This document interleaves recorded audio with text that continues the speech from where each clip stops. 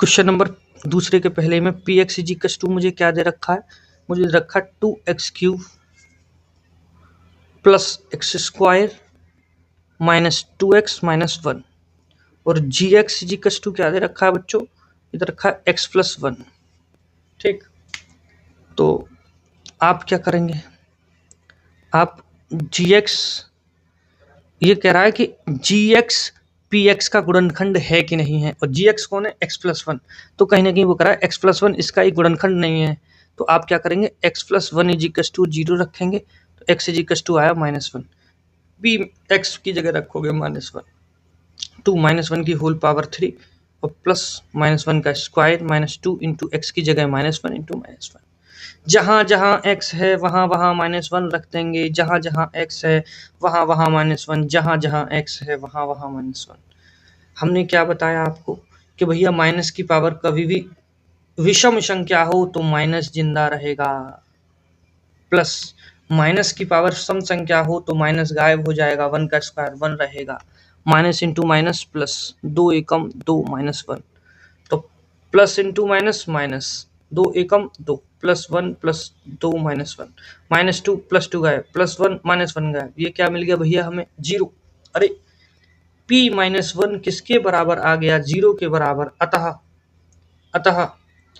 x+1 2x³ plus x² minus 2x minus 1 का एक गुणनखंड है, गुणनखंड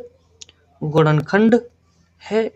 तो बच्चों अगर 0 मिल जाए तो x+1 इसका गुणनखंड है, अगर ये 0 ना आता तो हम x+1 को इसका गुणनखंड नहीं कहते, बस सीधी सिंपल बात।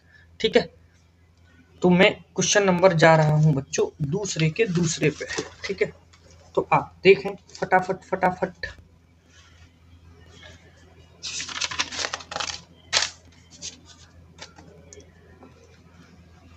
क्वेश्चन नंबर दूसरे का दूसरा क्या कह रहा है, क्वेश्चन नंबर दूसरे का दूसरा कह रहा px is equal to x³ plus 3x² plus 3x plus 1 और gx is equal to x+2। तो बच्चों ये पूछ रहा है क्वेश्चन नंबर सेकंड में कि x+2 इसका गुणनखंड है कि नहीं है, तो हम x+2 को किसके बराबर रख देंगे बच्चों, 0 के इक्वल। तो x की वैल्यू यहाँ से क्या मिली, -2। अब हम x की जो वैल्यू मिली उसे इसमें रखेंगे, -2 का क्यूब प्लस 3 -2 का स्क्वायर प्लस 3 इंटू -2 प्लस 1। तो बच्चों माइनस की पावर अगर विषम संख्या है तो माइनस जिंदा रहेगा। 2 की पावर 3 क्या होता है, 2 दूनी 4 दूनी 8। 2 की पावर 3 क्या होता है, 2 दूनी 4 दूनी 2 इंटू 2 इंटू 2, 2 दूनी 4 दूनी 8 होता है, प्लस 3।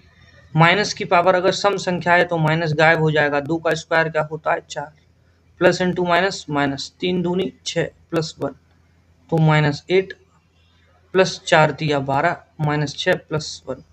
तो बच्चों -8 और -6 कितने बनाएंगे बच्चों, एक जैसे साइन के ऐड हो जाते हैं, -8 -6 -14 और 12 और 1 कितने बन गए 13।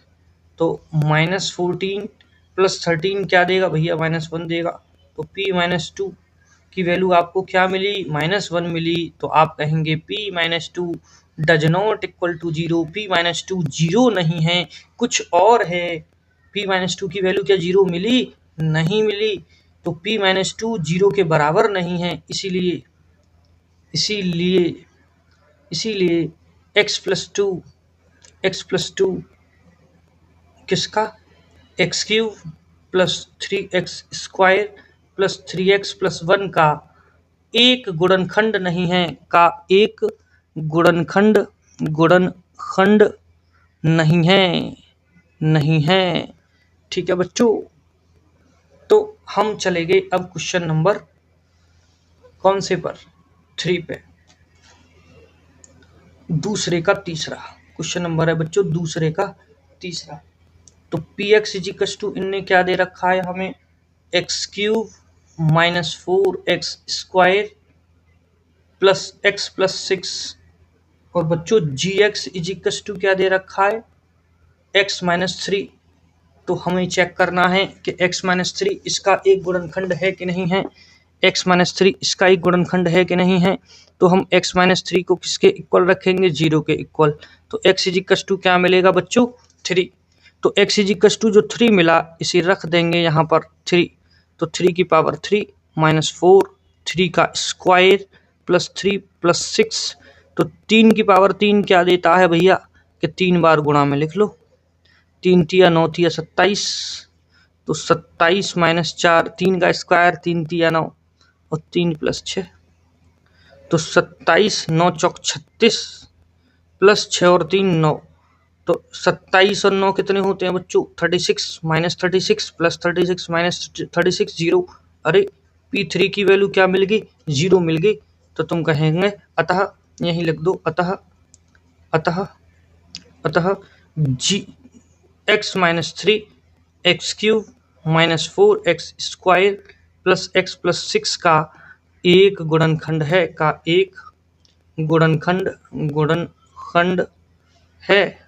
ठीक है, यदि 0 मिल जाए तो गुणनखंड है x माइनस 3 का, अगर 0 ना मिलता तो x माइनस 3 का ही गुणनखंड नहीं होता। बस यही कंसेप्ट है, इसके अलावा बच्चों इनमें कुछ नहीं है।